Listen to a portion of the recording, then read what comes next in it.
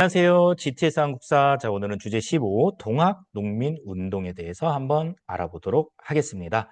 자, 여러분, 동학농민운동 많이 들어보셨나요? 자, 동학농민운동은 어떻게 전개가 됐고, 어떤 의의를 가지고 있는지 위주로 여러분이 좀 집중해서 수업을 하면 좋겠습니다. 자, 동학농민운동.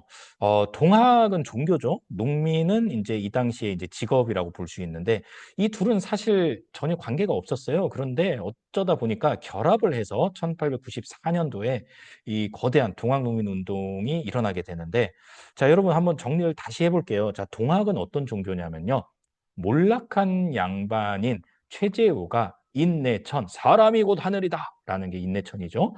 평등을 이렇게 강조하면서 이제 만든 우리나라 종교라고 볼 수 있겠습니다. 동학. 이제 이 당시에 우리나라에 들어왔던 천주교를 서학이라고 불렀거든요. 그래서 여기에 이제 대비되는 개념으로서 동학을 이제 창시를 하게 됐는데, 평등을 강조를 하잖아요. 누가 싫어하냐면은 기득권층이 싫어합니다. 그래서 결국에 정부에서 탄압이 들어가겠죠. 야, 니들이 무슨 평등이야? 이제 이렇게 이제 하면서 그 당시에 교주였던 최재우를 처형을 해버립니다. 백성들의 마음을 어지럽힌다라는 죄목을 씌워가지고 최재우를 처형을 했을 뿐만 아니라 이 동학을 불법으로 규정을 하게 되는 거죠. 자, 그리고 이 당시에 농민들은 어떤 상황이었느냐? 개항 이후에 각종 탐관 오리들에 대한 그런 수탈, 그다음에 개항 이후에 쌀이 부족해지면서 먹고 사는 게 너무 힘들어진 거예요. 상당히 고통스러운 그런 시간을 보내고 있었다라는 거예요.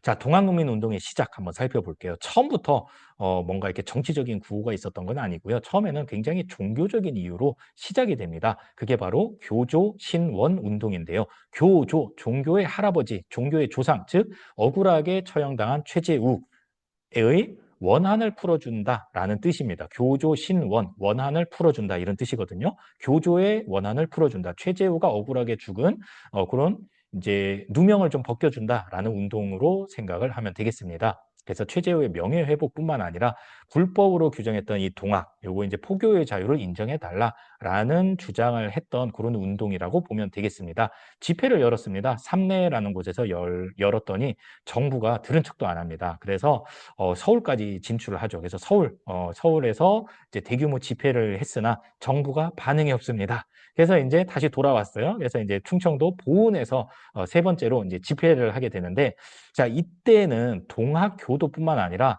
삶이 힘들었던 농민들까지도 대거 참여를 하면서 뭐 탐관오리를 처단하자라면서 뭐 이런 정치적인 구호가 이제 점점 등장하기 시작합니다.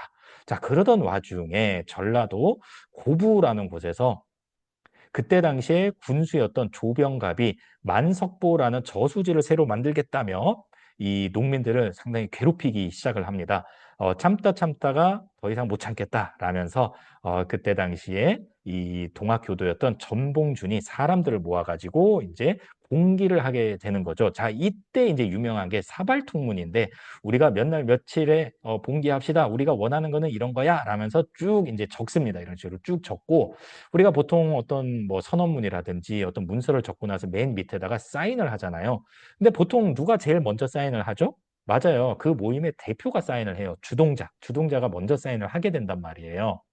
그래서 이제 전봉준 등은 이 주동자를 알아볼 수 없게 이 사발, 밥그릇이죠. 밥그릇을 이렇게 엎어놓고 뺑 둘러가지고 누가 주동자인지 알아볼 수 없게 이렇게 이제 사인을 했다라는 거예요. 그래서 이 문서를 우리가 사발을 엎어놓고 사인을 한 문서다라고 해서 사발통문이라고 불러요. 자, 그래서 이 사발통문을 쫙 돌리니까 이제 많은 농민들이 오케이, 나도 함께 해야지, 나도 함께 해야지 이제 이렇게 약속이 되는 거예요.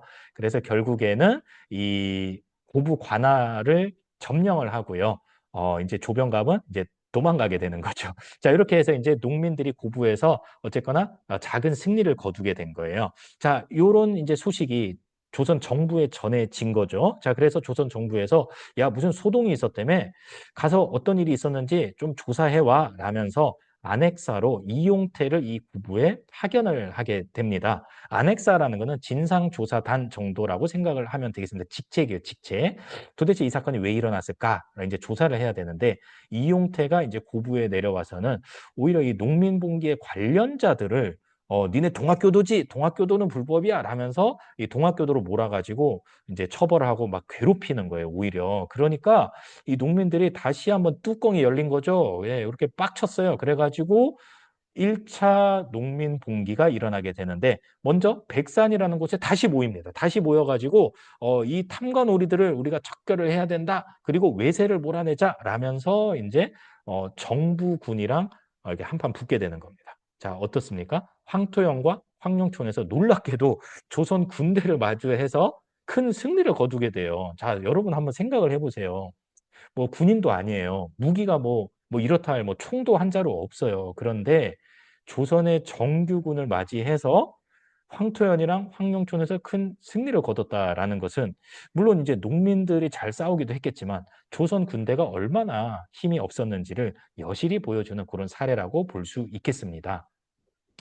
자, 그리고 나아가서 이 당시에 전라도에서 가장 큰 성이었던 전주성을 점령하기에 이르게 됩니다. 자, 이쯤 되니까 이제 조선 정부가 야, 이거 이대로 있다가는 큰일 나겠다. 도움을 요청해야겠다. 누구에게 도움을 요청할까? 맞아요. 바로 큰형님으로 모시고 있는 청나라에게 도움을 요청합니다. 그러자 기다리고 있었다는 듯이 청나라 군대가 상륙을 하죠. 그런데 더욱더 놀라운 것은 우리가 부르지도 않았던 일본군까지 들어오게 된 거예요. 도대체 일본군은 왜 들어왔을까요? 네, 기억력이 좋군요. 바로 지난 시간에 우리가 배웠던 텐진 조약에 근거해서 들어오게 되는 겁니다. 텐진 조약이 뭐였죠? 네, 조선에 출병할 때는 서로 알려준다. 거기에 근거해서 이제 일본군이 들어오게 된다라는 거예요. 그러자 이제 정부가 깜짝 놀란 거예요. 어렵쇼? 요거 좀 아닌 것 같은데? 빨리 이 사태를 수습시키고 청나라 군대, 일본 군대 다시 집으로 돌려보내야겠다라고 생각을 합니다. 그래서 협상을 통해서 전주 화약을 체결하게 됩니다. 정부와 농민군 사이의 화해 조약이 바로 전주 화약입니다. 니네가 그래서 힘들었구나. 좋아. 그러면 우리가 개혁을 해줄게. 그러니까 너네도 해산해라. 라는 게 전주 화약이죠. 자, 여기까지를 우리가 1차 봉기라고 부릅니다. 어쨌거나 전주 화약을 계기로 정부에서는 여러 가지 개혁을 추진하기 위한 기구로 교정청을 설치를 하고요. 그다음에 농민들은 다 고향으로 이제 돌아갑니다. 돌아가서 집강소라는 자치 기구를 만들어서 이곳에서 여러 가지 폐정 개혁을 추진하게 됩니다. 탐관오리를 처벌하기도 하고요. 그다음에 노비문서를 소각하기도 합니다. 그리고 과부, 이제 말하자면은 홀어머니라고 볼 수 있겠죠. 남편을 잃은 여인들의 재혼을 허용하기도 합니다. 자, 그리고 이들의 주장 중에 하나가 뭐였냐면은 토지를 골고루 분배해 주세요. 토지 균분 뭐 등등등을 이제 주장을 하기도 하고요. 실제로 이제 개혁을 하기도 하고 이렇게 했습니다. 자, 이러던 와중에 다시 한번 농민들이 일어나게 되는 계기가 생깁니다. 자, 어떤 일이 있었을까요? 자, 지금 청나라 군대 일본군이 들어와 있죠. 왜 들어와 있죠? 이 농민 봉기 때문에 들어와 있는 거잖아요. 그런데 지금 어떤 상황이에요? 전주 화약을 체결하고 농민들이 다 자진 해산했어요. 그럼 더 이상 청나라 군대, 일본 군대 우리나라에 있을 명분이 없죠. 자, 그래서 조선에서 돌아가라 이제 이렇게 얘기를 했더니 돌아가기는커녕 일본군은 청개구리 짓을 합니다. 바로 임금이 살고 있는 경복궁을 점령을 했을 뿐만 아니라 청나라 군대를 기습 공격을 하면서 청일 전쟁이 일어났고요. 이때 우리나라 정부를 압박을 해서 갑오개혁을 추진하게 됩니다. 자, 이게 지금 좀 복잡할 수 있는데요. 동학농민운동과 청일전쟁과 갑오개혁은 모두 다 동시에 일어납니다. 1894년도에 동시에 있었던 일이다라는 것을 꼭 기억을 해 두십시오.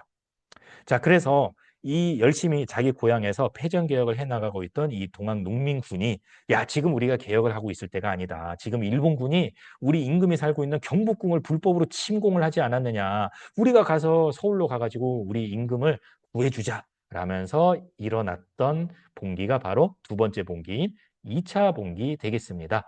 자, 어떻게 됩니까? 충청도에 모여서 쭉 서울로 올라가던 도중에 저기 서울에서부터 내려오는 조선 관군과 일본 연합군대를 만나게 됩니다. 어디서 만나느냐? 충청도 공주 우금치에서 만나게 됩니다. 자, 여기에서 한바탕 전투가 크게 일어났는데 조선 군대는 별 볼 일 없어도 조선 군대와 같이 왔던 일본군의 화력은 이 농민군이 당해낼 수가 없어요. 거의 처절한 그런 패배를 하고 이제 이 동학농민운동은 막을 내리게 됩니다. 자, 이렇게 되는 거죠. 일본군과 관군에 의해서 진압이 된다.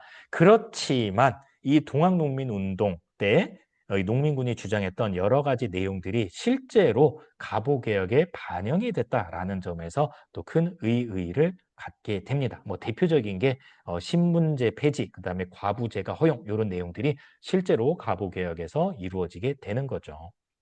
자, 성격을 좀 구분을 해볼게요. 1차 봉기는 반봉건적인 성격을 띠었다라고 한다면 2차 봉기는 반외세, 좀 더 정확히는 반일적인 그런 성격을 띈다라고 볼 수 있어요. 자, 1차 봉기 때는 반봉건, 옛날에 안 좋은 그런 이제 폐습을 없애자라는 거죠. 먹고 살기가 너무 힘들다. 이제 그렇기 때문에 이런 탐관오리도 없애주고 여러 가지 세금 조금만 물리고 이제 그런 게 이제 반봉건의 성격을 띈다라고 볼 수 있겠죠. 반외세는 이제 일본군이 경복궁을 점령을 했잖아요. 여기에 반발했기 때문에 반외세적인 성격이라고 우리가 또 평가할 수 있겠습니다.